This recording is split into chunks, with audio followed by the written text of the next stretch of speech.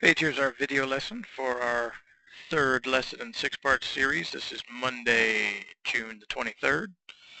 And just taking a look at the face-on view.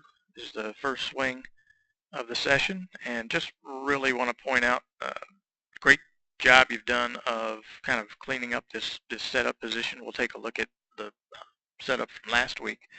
But just a really good job of buying into this kind of leftward biased idea where we're kind of setting up maybe, whatever the feel is for us, but where we want to feel like maybe there's 60-40 uh, of weight that's more on our left side than our right side at address, and just a real good job of doing that. Um, and we'll see when we compare to the previous week's video, but the other thing we see here is where the uh, shoulders and hips, knees, just all really more parallel to the ball target line there. Whereas we know in the past we kind of had set up where we favored the right leg a little bit over here and then had everything kind of turned around at address, pointing a little bit over more towards the left. And we can see that when we take a look at the video on the right hand side is from last week, and just got a little bit more of a weight favor over here on the right leg, and then as a result, the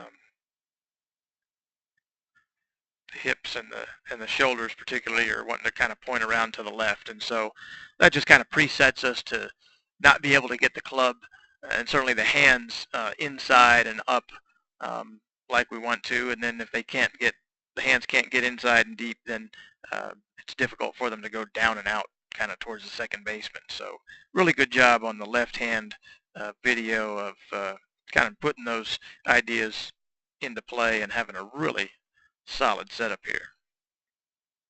So over the 3 weeks we've been working on this, the first thing that we looked at was our hand path, and then also what the hands did with the club. And in that first lesson we talked about where we took the ball away from the club away from the ball, rather, the hands and arms kind of rolled the face open and got that club going low and left, kind of back around behind us. And so we want the hands to work in close to the right thigh as they go back and up, but we want the club head to stay outside the hands, and we'll see it better from the down the line view. But you can really see, there's always going to be a little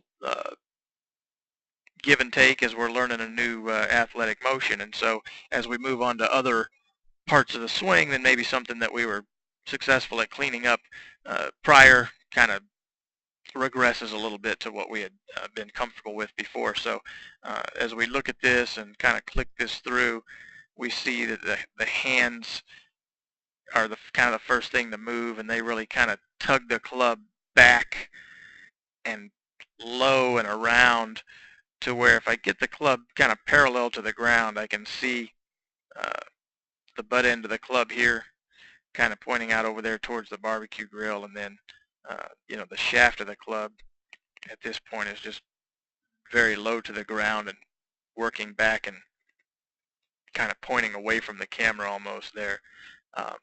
And then the other telltale sign here as we click another couple of frames is that at this point in the swing, this left arm is still very low here and covering up the right arm. So that's kind of a little bit of a regression to what we had done originally. But the good thing about that is, we've talked about it, and it's something that you understand, and you can get that cleaned up again, no problem. So we'll go ahead and take this to the top of the swing, and so now we see that the club's really kind of far behind us and pointing backwards, and even then the hands are still very low. So this kind of puts us in a position to where it'll be difficult for us to hit down on the ball, because for something to go down, it kind of has to be up first. And so we want to definitely make sure that that club shaft, and again, we'll see it from the down the line view, that that club shaft is a little more vertical than what we have it as we go through the backswing there. So we'll get to the top of the swing. And like we said, we got the little bit of a stand-up move where we get a little bit too much of our weight and pressure over into the right leg rather than kind of staying centered as much as we're capable of and favoring that left leg. So we draw a line up from the left foot there. We'll kind of take a look at what the lower body does in the downswing here. And there's a little shift into the left side.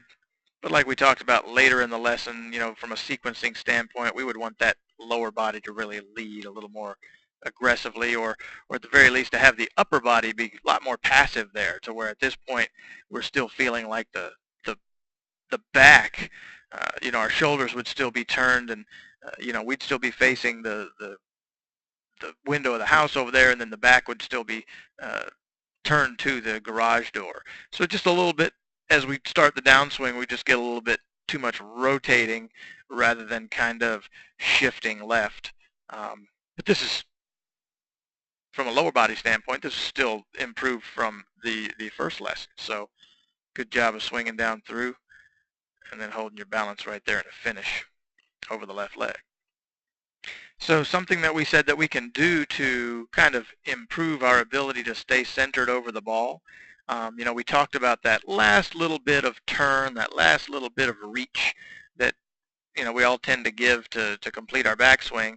Just kind of throws you off balance a little bit, gets your weight over the right leg a little bit too much, and then we have to do some compensations to get ourselves back in a position to swing the club. So this then is a swing we made where we thought about having the left arm only get parallel to the ground at the top of the backswing, and just use our turn, our shoulder turn, to get that club to that point, and not kind of give that last little bit of lift with the spine and arms to get the club to the top. And so you'll see a significant difference here as we take this to the top. Still a tendency to roll the club to the inside just a little bit here, but if we watch the top of the backswing, we said we want to stop the swing when the arms, particularly the left arm, is parallel to the ground. And so we tried to do that, and we did a pretty good job of that. The arms got to about there. Good shoulder turn where the back is turned to the target. But you'll see that as we start the downswing, we're a little more centered over the ball. We shift into the left side a little bit better. And we're trying to go down onto the ball here. And that's just a better sequencing where we actually were able to improve the swing by shortening it slightly, shortening the arm swing. If we can get a little, just a shade more hip turn away from the target, that'll let the shoulders turn a little bit more. But this is just a really terrific top of the backswing position, to where we've kind of maintained our inclination towards the ball. The left shoulder is a little bit lower because we kind of didn't stand up there at the end of the backswing. So by shortening, and you said it felt a lot more together there, and where you were able to get back down to the ball better, and you stayed centered better. So we'll just kind of take a line and draw that up out of your left foot, and then see how much the lower body shifts and drives in this part of the downswing. And we get some pretty good action there where the shoulders haven't spun around, but the hips are starting to turn because they've kind of reached a point in their shifting to the left where they're, just anatomically the hip socket wants to turn back around behind itself. So this is just a much better overall motion with the body. And since it was kind of different for us, we didn't really release ourselves. So that's kind of our finish, but just a really good overall improved motion there, making it a little more compact and being able to stay centered. So comparing the two, on the left is where we kind of restricted our arm swing and felt like our backswing finished when our left arm was parallel to the ground. And on the right-hand side is that kind of first swing where we talked about how well we had cleaned up the address position. So if we are able to recreate this address position that's on the right-hand side over here, from an address position standpoint, this is a big check mark. This is a go. The address position on the left-hand side isn't the end of the world, but this is a better address position on the right-hand side. But then if we move the swing to the top on the left, you know, there's the top of our backswing just before we start our shift. And then on the right-hand side, here's the top of the backswing here.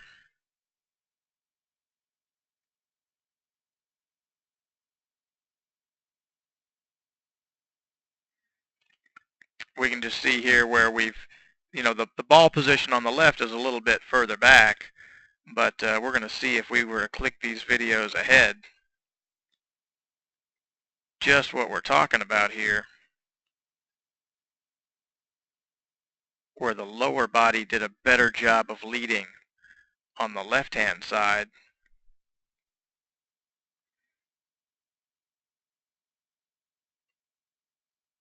And the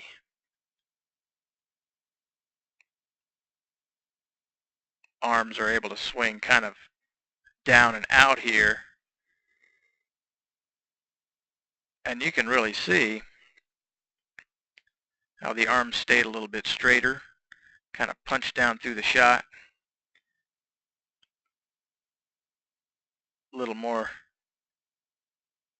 braced into the left leg. And again, we didn't release the body to finish that swing because it felt a little different, but on the left compared to the right, a lot better. So if we go back to address, again, we want to say that on the right-hand side is the preferred address position to the two, but on the left-hand side, when we get to the top of the backswing, you know, that's certainly going to be preferred to what we were doing on the first swing. So from down the line, just to take a look and see, you know, what we're talking about, where we're kind of having the club roll low into the inside, we'll kind of draw that line through the address plane there, the shaft plane, and that's just a really good overall address posture and alignment there. So, but what we do notice is, I'll make the line a little bit thinner so we can see, but as the club head comes back, this is kind of what we had done originally, where and it's even better than the first lesson, but it's not as good as, say, it was last week. But where we start to see the club head now well inside the hands and still below the hands, and the shaft of the club kind of going up here. So again, what we would prefer to see would be at this point in the swing, you know, really at this point in the swing with the club this low, I'll use a different color. We'll use green there. You know, at this point in the swing with the club this low, we'd prefer to see, you know, the club shaft still here and the club head there on the outside or the ball side of the hands here. So we know how to fix that. And what will happen when we get to the top, here's this club that's very laid off and very kind of flat and parallel to the ground and sticking around here behind us, and so that just doesn't really give us a chance to get the club up in the air so that it can come down onto the ground or work down to the ground to the ball. So if we're shallow to begin with, it kind of makes it tougher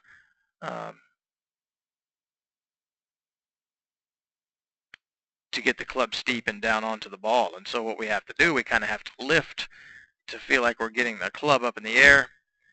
And then, you know, not a bad job on the downswing of trying to get that club to come down onto the golf ball, and it's certainly coming from the inside. And then we just finish the swing there. So if we go back and look at last week's lesson, you know, we'll draw a line up from the shaft of the club. And we'll see as we click through here, the club head will stay outside the hands a little longer. It's actually kind of on the green line. And as we kind of get to this point in the swing, the club shaft is pointing directly back at us while it's parallel to the ground. And then the shaft gets, at this point, the shaft gets a lot more vertical, even though it's not straight up and down like an umbrella. So, you know, that will give us a better chance to have the club work from up to down, but still on plane. Because if I click through here, we'll kind of lose sight of the club, but as it comes back down, you know, I'll take those lines away and use red. And as it comes back down, this club shaft is kind of right up your right forearm. And so that's as laid down, if you will, as we would want it to be. It's just from there kind of how are we using our hands, how are we using our body to kind of create the path of the hands and club. But right there is really as shallow as the club shaft would need to be. So we don't really have to get the club shaft to lay down flat and then try to loop around to the ball. Like we said, as long as we're swinging the club from the inside and on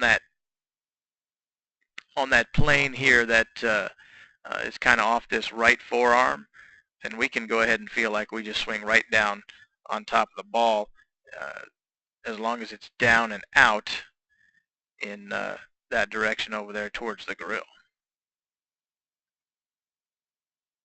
So again, like we said, a drill that we can do for this is right here in the frame from last week. We got the yellow shoebox right here in the basket.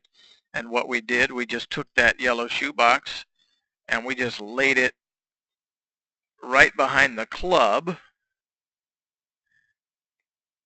kind of on an angle that would be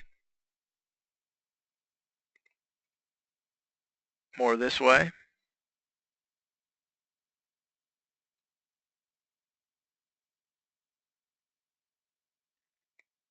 And we said that we could just push the box backwards, kind of on that, if you want to call it a 45-degree angle, that's fine. But so where the hand path would work in this way, and the club path would work kind of parallel to that hand path. So the hands are going to kind of work in, back around, back this way, and the club is going to also work to the inside, but they're going to kind of go together, and so the club head would stay outside the hands, and that's something that we, you know, did better last week. So just something to be conscious of, and it looks like we caught on to a good drill where using that box helped us do that.